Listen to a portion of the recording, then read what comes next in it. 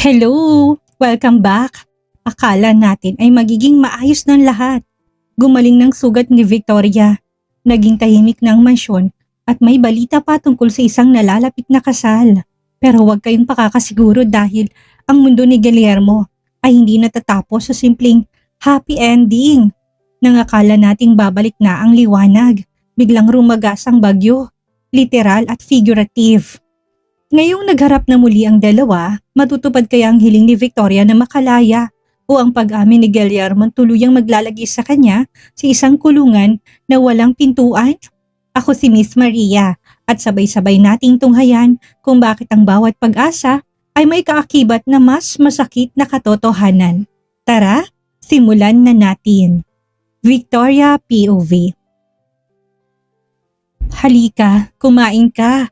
Kahit na kaunti lang, kahit na ilang subo lang, basta malagyan lang ng kahit na kaunti ang sikmura mo.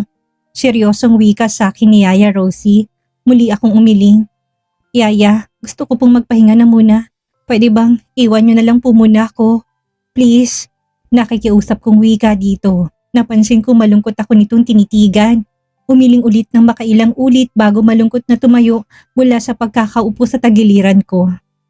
Sige. Iiwan ko lang dito ang mga pagkain mo ha. Pero mamaya din babalikan din kaagad kita dito.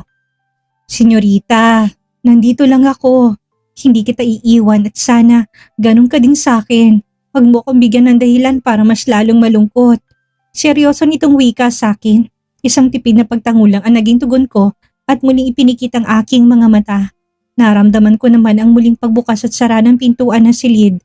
Alam kong lumabas na si Yaya. Kaya naman muli na din akong bumangon muli sa pagkakahiga. Pabaluktot akong naupo habang nakasandal sa keyboard ng kama.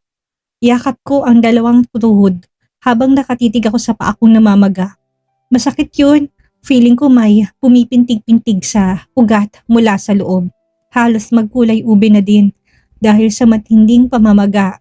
Nasa ganun akong sitwasyon nang muling bumukas ang pintuan ng silid. Ang akala ko si Yayang pumasok pero nang makita ko si Guillermo, muli akong naramdaman ng matinding takot sa puso ko. Ewan ko ba, siguro dahil nakatatak na sa isipan ko na sa tuwing nakikita ko itong si Guillermo, expected ko na talagang wala itong matinong gagawin sa akin. Anong kailangan mo? Lumabas ka. Ayaw kitang makita. Halos pasigaw kong wika dito. Huli namang pansin ko na may kasama pala itong isang pang lalakit nang muli ako napatitig kay Guillermo. Napansin ko nakatingin to sa mga pagkain dala ni Manang na hindi ko malang nagalaw kahit na kaunti. Bakit hindi ka kumain? Gusto mo bang magpakamatay, Victoria? Halos dumagundong sa buong paligid ang galit nitong boses. Lalo ko napayakap sa sarili kong tuhod. Kung titingnan para ako isang basang sisiw na takot na madagit ng uwak. Hindi ko na din namalaya na muli na naman ako naluha. Mabuti pa nga sigurong mamatay na lang ako para matapos ng paghihirap ko. Mahina pero puno ng puot ng boses na bigkas ko. Lalo naman tong lumapit sa akin kaya dahan-dahan ako napausog patungo sa kabilang bahagi ng kama. Guillermo, takot na takot sa'yo si senyorita. Ano ba kasing ginawa mo sa kanya? Narinig kong wika ng kasama nito. Ngayon ko lang din napansin na may bitbit itong isang medicine kit at basta na lang itong ipinatong sa gilid ng kama. Pinatawag kita dito. Hindi dahil questionin ako sa mga nakikita mo. Kundi ang gamutin mong babaeng yan, abad. Yamot namang sagot ni Guillermo.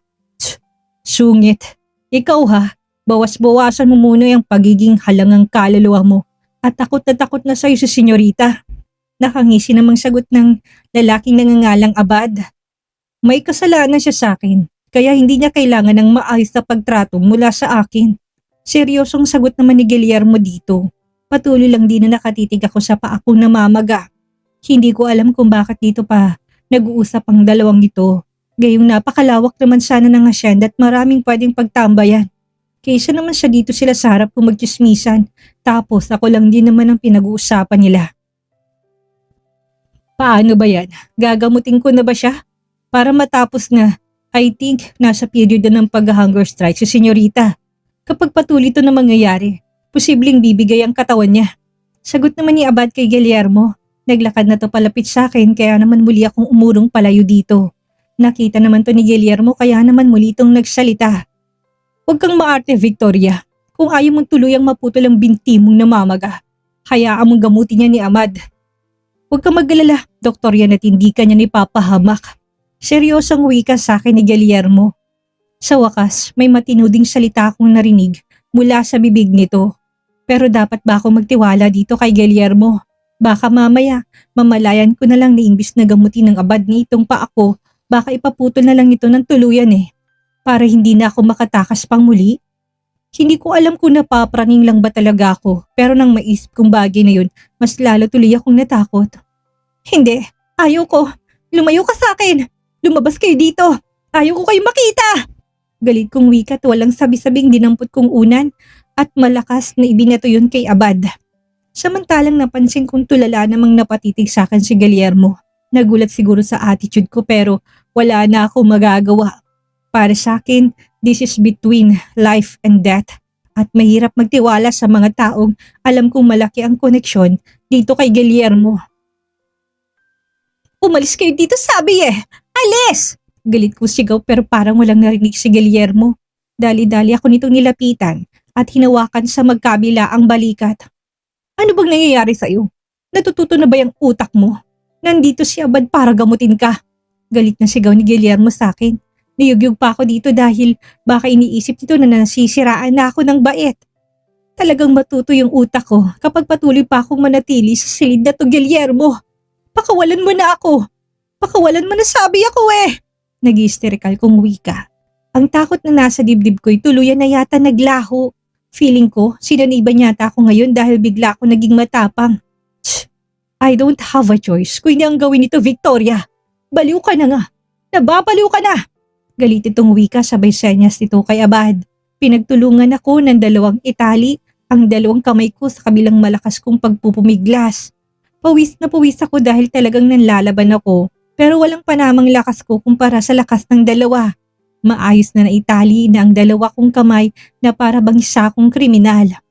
Gamutin mo ng babaeng yan, bago pa magbagong isip ko, tuluyan na lang na ipaputol ang mga paa niyan. Utos ni Guillermo kay Abad. Patuloy pa rin ako sa pagpupumiglas at pilit na ginagamit ang konting lakas na nitira sa akin para makawala sa pagkakatali.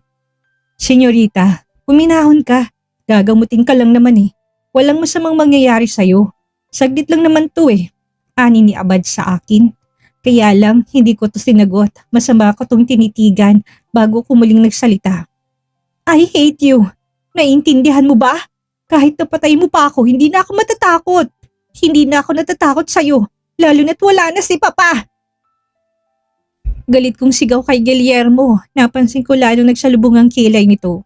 Kuyumang kamaong naglakad ito patungo sa may bintana ng kwarto at nagsindi ng sigarilyo. Kung hindi pa titigil ang bunganga ng babaeng yan, turukan mo ng tranquilizer para makatulog. Nakakarindi ang boses parang may sapi. Yamot na bigkas na Guillermo. Hit-hit buga ito sa usok ng sigarilyo. Habang si Abad naman nag-umpisa ng gawin ng trabaho. Una nitong ginawa ay sinuri nito ang aking pilay. Pagkatapos noon, umiling ng makailang ulit. Kahit sino, tatapang talaga kapag may nararamdamang ganito katinding pain. Nagtitipid ka ba bro sa pagpapagamot sa paa niya? Nagkulay ube ng pilay niya sa sobrang pamamaga. Ani nito, muling naglakad pabalik si Guillermo dito sa kama at tinitigan din ng paa ko na magang-magana. Sa totoo lang, masakit talaga. Abot yata hanggang utak kong kirot Hindi ko naman nakalain na ganyan pala kalalayan. Well, doktor ka hindi ba? Gawan mo ng paraan para matanggal ang pain at pamamaga ng paa niyan bago pa maging dragon ng babaeng yan. Baliwalang bigkas ni Guillermo. Mariin ako napakagatlabi ng hawakan ni Abad ang aking paa. Dingin itong isa nitong kamay kaya naman pigil ko sarili kong maiyak sa sakit. Counting days lang, titinan ko kung may disalign na buto. Since ayaw ka namang dali ni Guillermo sa ospital para sana ma-x-ray to. Wika ni Abad sa akin, sabay baling ng tingin kay Guillermo. Bro, masakit tong gagawin ko sa kanya. Tulungan mo akong ipwesto siya ng maayos so hindi kaya pahigain siya. Kailangan nating itaas itong paa niya para malagyan ng maayos na ice pack para kahit papaano mabawasan ng pamamaga. Dapat sa mga ganito dali na sa ospital Ani ni Abad. Doktor ka di ba? At ano pang halaga mo kung pumunta ka pa dito kung hindi mo siya kayang gamutin? Reklamo ulit ni Guillermo. Pero ilang saglit lang hinawakan din naman ako nito pero mabilis akong pumiglas. Kaya kong humiga mag-isa. Lumayo ka tayo kitang makita. Angin ko dito. Pagkakataon ko na itong magmatapang, lalo na't wala yata sa mood ngayon si Guillermo na patulan ng pagmamaldit ako. Siguro ayaw din ito magmukhang demonyo sa harapan ng doktor na kasama nito ngayon. Huwag kang maarte, aalalayan daw kita. Time out muna tayo sa laro natin, Victoria. At ayaw ko din naman tuluyang mabulok yung maganda mong paa. Malaking kabawasan kasi yan sa maganda mong asset. Nakangisi nitong sagot sa akin. Hindi ko naman mapigilan ng maikuyom ang aking kamao. Kung naging lamok lang siguro tong si Guillermo, ang sarap tirisin. Mabuti na lang talaga tinanggal na din itong tali sa kamay ko. Para kahit papaano, naging komportable ako. Ginamot naman ni Abad ang paa ko, nilagyan nito ng ice pack. Ng ilang minuto at pagkatapos, binalot. May ibinigay din itong gamot sa akin na makakatulong daw para mabawasan ang kirot na nararamdaman ko. Para daw hindi na ako maging dragon, ayon kay Guillermo. Pagkatapos akong gamutin ni Abad, muling pumasok si Yaya. Dinig na dinig ko kung paano utusan ni Guillermo si Yaya, nipilitin daw akong kumain. At pagkatapos noon kasama ni Abad, sabay ng dalawa na lumabas ng silid. Kaagad din naman akong nilapitan ni Yaya, tinanong kung ano ang nararamdaman ko. Sinabi ko na ayos na ako. Medyo hindi na ganun kasakit ang bali ko pero ang pananakit ng buo kong katawan, nandun pa rin. Kaya nga, dapat kumain ka. Hindi ka pwedeng magpakagutom at dapat mag-ipon ka ng lakas. Senyorita, huwag kang mawala ng pag-asa. Malay mo naman, baka bukas or sa makalawa, tuluyan ka ding makaalis sa lugar na to. Ani ni Yaya sa akin. Siguro yun na munang pangahawakan ko sa ngayon. Soon, makakaalis din ako sa lugar na to. At kahit na anong mangyari, pipilitin kong hindi na muling mag-cruise ang landas naming dalawa ni Guillermo. Mabilis na lumipas ang mga araw, kahit naman papano, biglang tumahimik ang mundo ko. Pagkatapos kasing gamutin ng kaibigan ni Guillermo pa ako hanggang sa tuluyang gumaling, hindi na ulit nagpakita sa akin si Guillermo. Although, bawal akong lumabas ng kwarto pero kahit papano, naging panatag ang kalooban ko. Sabi ni Manang, nandito lang naman daw sa paligid ng mansyon si Guillermo. Busy daw kaya siguro, kahit ang magpakita sa akin hindi nito magawa. Kaya lang nakakalungkot isipin na bawal pa rin talaga akong lumabas ng silid. May mga bantay sa labas at ayaw ko na rin ipagpilitan pang karapatan kong lumabas. Baka kasi muli akong parusahan ni Guillermo. Mahiram na't lalo na't ayaw ko nang mangyari ulit ang masasakit na nangyari sa akin mula sa mga kamay nito. Alam kong puspusan ang pag-renovate ng buong mansyon. Habang nakatayo ako dito sa may bintana, kitang-kita ko mga tauhan ni Guillermo na abala pa rin. Pero ayon kay Yaya, malapit na daw itong matapos. Ang unang palapag ng mansyon ay tapos na rin daw gawin. May mga dumating na rin daw na mga bagong kagamitan. Ngayon, ang ginagawa nila ay ang gate, swimming pool at ang lawn na lang. Senyorita, kumain ka na muna. Wala sa sariling mabilis ako napalingon na biglang dumating si Manang. Kagaya na palaging nakagawian, pitpit itong pagkain ko. Sa bagay, nakakapasok lang din naman ito ng silid ko kapag magdadala ng pagkain. Tapos lalabas ng kwarto kapag tapos na akong kumain. Manang, kanino po yung mga sasakyan na yon? Tanong ko kay Manang sabay turo sa mga nakaparadang mga sasakyan sa hindi kalayuan. Nilapitan ako nito at dumungaw din sa bintana. Dumating ang mga kaibigan ni Guillermo galing Manila kagabi pa. Kaya nga halos sabala kaming lahat sa pag-iistima. Kaunti na lang matatapos ng renovation ng buong mansyon. Dumating na rin ang mga bagong katulong ng mansyon na magpapanatili ng kaayusan at kalinisan ng buong paligid. Sagot sa akin ni Manang, wala sa sariling napatitig ako dito.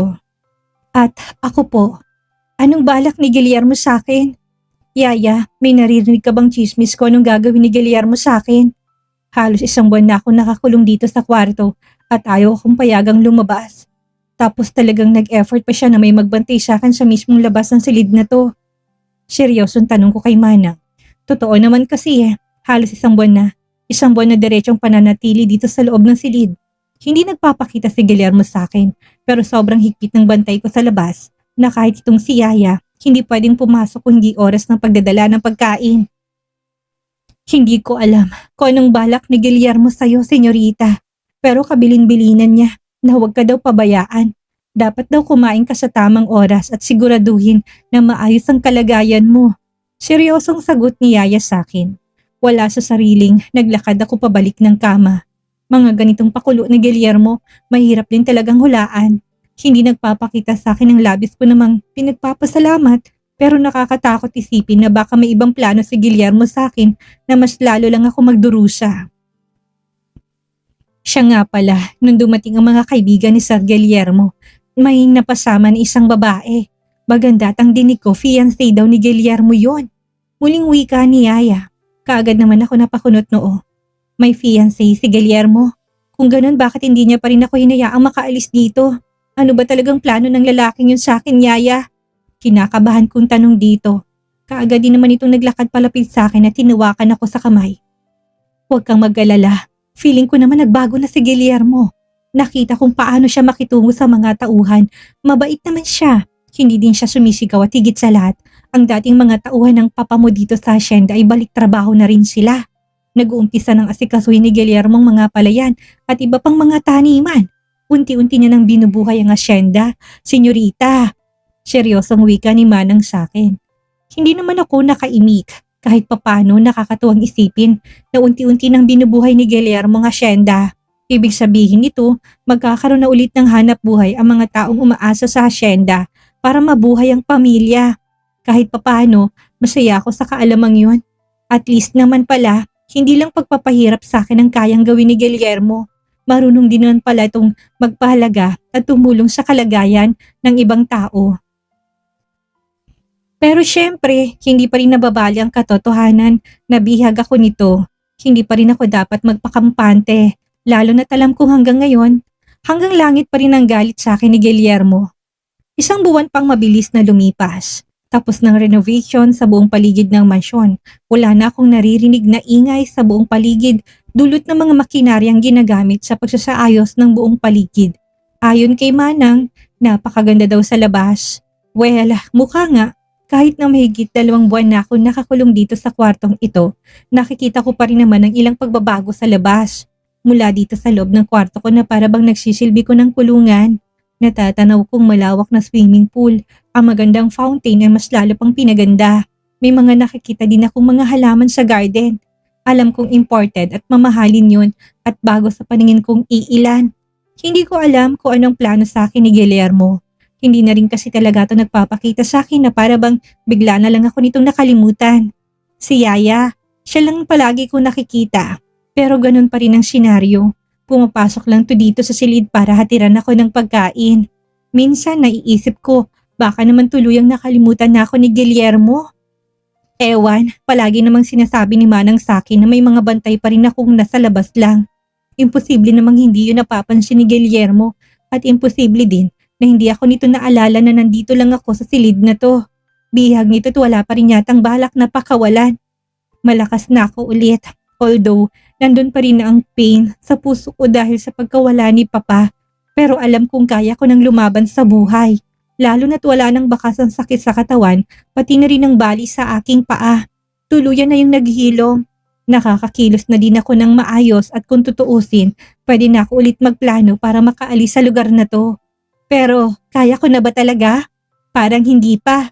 Ang paglapit nga lang sa pintuan ng silid na to, ay pinangingilagan ko na para bang isang malaking kasalanan yun at oras na malaman ni Guillermo. Baka maparusahan ako ulit. Ayaw ko nang maranasan ulit ang kalupitan nito. Natatakot ako. Wala sa sariling napaitad ako nang mula sa kalayuan na tanaw kong pagguhit ng maliwanag na kidlat. Kasabay noon ay ang malakas na kulog kaya naman ang kaninang nakahawing kurtina dito sa bintana ay kaagad kong itinakip. Pagkatapos noon, takot akong tumakbo pabalik ng higaan at nagtalukbong ng kumot. Takot ako sa kulog. Ewan ko ba kung saan yun nagsimula pero kapag mga ganitong buwan, hindi na ako masyadong lumalabas ng mansyon.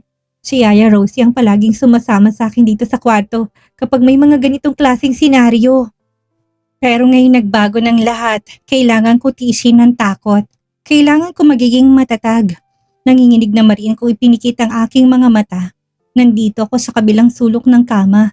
Nakaupo habang nakapatong ulit ang ulo ko sa aking tuhod at ang dalawa kong mga kamay ay nakatakip sa tenga ko. Tama na Lord. Please tama na po. Mahina akong usal. Ramdam kong pawis sa aking at buo kong katawan. Ramdam ko din ang panginginig ng katawan ko. Sa takot ko, hindi ko na nga namalayan na bumukas ang pintuan ng silid. Mula sa labas, pumasok ang isang matikas sa tao at direktang tumitig sa gawi ko. Victoria, Don't tell me na hanggang ngayon, takot ka pa rin sa kulog at kidlat. Narinig kong wika nito. Napatitig ako dito at napapansin ko si Guillermong pumasok dito sa loob. Hindi ko alam kung anong mararamdaman ko. May konti akong tuwa na nararamdaman sa puso ko, pero mas nanaigang takot. Hindi, lumabas ka. Ayaw kitang makita. Nanginginig ang tono ng boses ko. Nahalatang takot talaga ako. Takot sa kulog at the same time, takot din sa presensya nitong si Guillermo. Matagal din pala tayong nagkita. At mukhang hindi mo malang ako na-miss ha. Seryosong tono ng boses na wika nito, pero hindi ko pinakinggan yon. Muli kong tinakpan ang aking dalawang tenga gamit ang dalawa kong kamay at nagulat na lang ako nang maramdaman kong nasa tabi ko na pala tong si Guillermo. Nakaupo ito at nang muli kong idilat ang aking mga mata, sumalubong sa paningin ko ang matiim nitong pagtitig sa akin. Wala sa sariling tinanggal ko na rin ang aking dalawang kamay na nakatakip sa tenga ko. I am getting married. Soon. Seryosong tono ng boses na wika nito sa akin. Hindi ko alam kung anong gusto nitong palabasin. Pero kung ikakasal na to, siguro ito na rin ang tamang time para palayain ako nito, hindi ba? Bubuo na pala ng sariling pamilya eh. Hindi na ako nito kailangan. Pero masaya ba ako sa nalaman kung ikakasal na itong si Guillermo? I think yes. Masaya ako. Kailangan maging masaya ako. Ibig sabihin kapag magpapakasal sa ibang babae, itong si Guillermo, makakalaya na ako. Good. Congratulations kung ganon. Kung ikakasal ka na, siguro naman pwede mo na akong pakawalan, hindi ba? Siguro naman ayaw mo magalit sa yung magiging asawa mo na kapag malaman nito na may tinatago kang babae sa isa sa mga silid ng kwartong ito. Seryosong sagot ko dito. Kaya lang, ganon na lang ang pagkagulat ko nang malakas tong tumawa. Victoria! You know what? Kagaya ka pa rin pala ng dati. Matalino at magaling mag-isip. Yeah, bakit nga kailangan ko pang magpakasal sa iba? Gayong nandito ka naman na. Kung magpapakasal ako sa ibang babae, maaaring mawala ka sa akin. Maaaring ang babae yun ay may lakas ng loob na panghimasukan lahat ng nais ko. Kasi asawa ko na siya. Well, I changed my mind. Hindi na pala ako magpapakasal sa iba. Nakangisi nitong wika na labis kong ikinagulat. Nakakapanginig ng laman, hindi ba? Ang akala nating pag-asang makakalaya na si Victoria ay nauwi lang pala sa isang mas malupit na katotohanan. Mga ka-Ashlon, ang aral na mapupulot natin ngayong araw ay tungkol sa pagkakaiba ng pagmamahal at pagmamay-ari. Minsan, akala natin mahal tayo ng isang tao, pero ang totoo, ginagawa lang tayong tropeyo o koleksyon na ayaw nilang mawala. Ang pag-amin ni Guillermo hindi pagpapakita ng pagmamahal. Ito ay manifestasyon ng kanyang pagiging makasarili at kawalan ng respeto sa kalayaan ng ibang tao. Huwag nating hahayaan ang ating mga sarili na makulong sa sitwasyong ang ating halagay nakadepende lamang sa kagustuhan ng iba. Ano sa tingin niyo ang susunod na gagawin ni Victoria? Sa tingin niyo ba ay may pag-asa pa siyang makatakas ngayong hayagan ng obsession ni Guillermo sa kanya? I-comment nyo ang inyong mga opinyon dahil siguradong nagbabaga ng ating comment section ngayon. Muli, akong inyong narrator si Miss Maria. Huwag kalimutang mag-like, mag-subscribe at i-hit ang notification bell para hindi nyo makaligtaan ang susunod na bakbakan sa ating kwento. Hanggang sa muli!